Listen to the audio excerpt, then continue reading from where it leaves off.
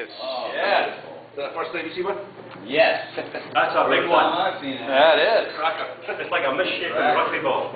I figured out how to do the video camera now. Oh, let me see that haggis. Smile proudly. Now, wait a minute. That is a real haggis right there. Happiness with All right. I guess. That is cool. It's good. It's superior. Tried it. You will really tried it? enjoy this. Have you tried it? I have to be honest, no. You'll enjoy it. There you go. That's another culture. You're trying it. Excellent. That you can take off your list. Is that when you drink This your is off the bucket list now. Don't be like Pour it for over you it. without trying. Is that right? Yeah. Okay, guys. Anyway, formalities. Scottish dinner. Well, it'd be inappropriate to have a Scottish dinner without having haggis. Haggis. Without having a haggis. Yeah. I was trying to say Andy, our chef, has prepared the haggis, and Winston so kindly piped it in for us tonight. That's Yeah. traditional. That's what we're doing. We're doing a Scottish dinner. So where did this thing come from? Well, you hear all sorts of stories about this thing, the haggis.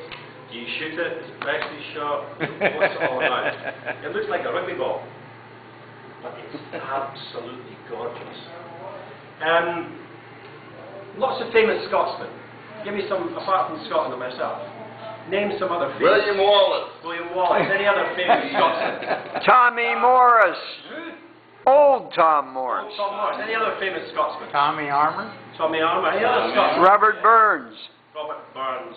You spoiled the joke. Oh. Anyway, people just shout out Sean Connery. You should have Connery, today. It was William the Bruce today. William the Yeah. Bruce. It was.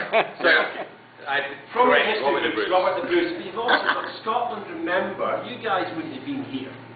You know, America. I mean, what's that all about? Eh? All mine. It's only 250 years old. We invented the modern world. People like Robert Louis Stevenson, James Watt, John Logie Baird, Alexander Graham Bell, you know, the telephone, the TV set, Oh, here we go. steam engine, penicillin, Alexander Graham Bell, Fleming, penicillin.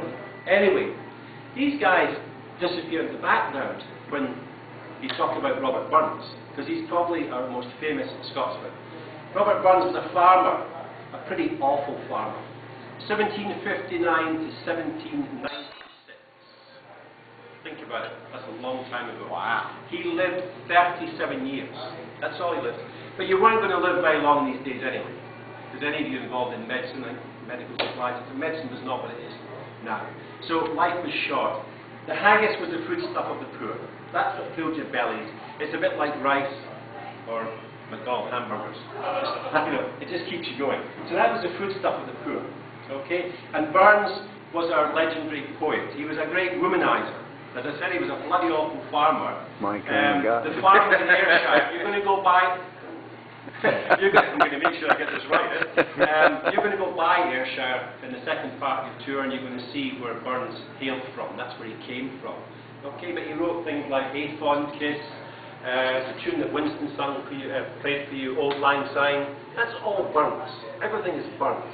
He was a celebrated poet, and he was often asked to Edinburgh to recite his poetry, recite his songs to the rich and famous. Okay? But a very short lifetime.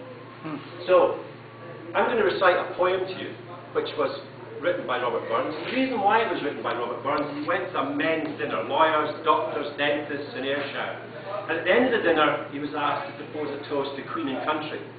Well, as you know, sometimes there's a bit of a problem between Scotland and England.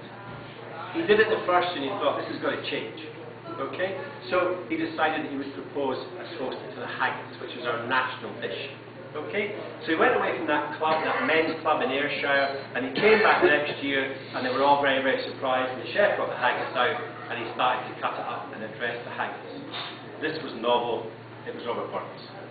Okay? So what I'm going to say to you, you're not going to understand a bloody what I'm saying. Right? But this is a pudding. Do you know what a pudding is? A pudding is not your sweet, right? Pudding in that sense of the word. A pudding is a... What's a pudding, Andy? What's a pudding? Germans have puddings. Every race has a pudding. Everything. All the awful cuts. All together. Everybody has a pudding, right? And this is a pudding. But it's the greatest pudding in the world, right? And it looks, the shape of it looks like a hill in the distance, okay? It's oozes moisture, right?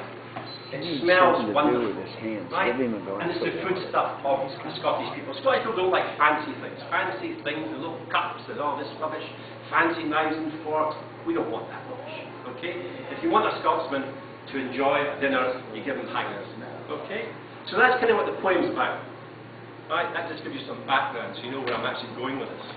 Okay. So now I'll attempt to do this in a traditional Scottish manner. That's just one line. Somebody help me out here.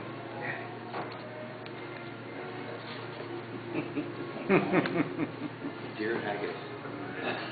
Fair fire on his sonsy face, great chieftain o'er the hidden days, aboon the maw you take your place, pinch, tripe, or fair. Well, are you worthy of a place as long as my aim? The groaning trencher, there you fill, your hurdies, like a distant hill, your pin would help to mend a mill in time of need, and through the pores, the dews distill, like amber bead. His knife, see rustic labour stick, and cut ye up with ready slicked, trenching your gushing entrails bricked, like bonny ditch, and then oh, what a glorious sight! Warm, reeking, rich.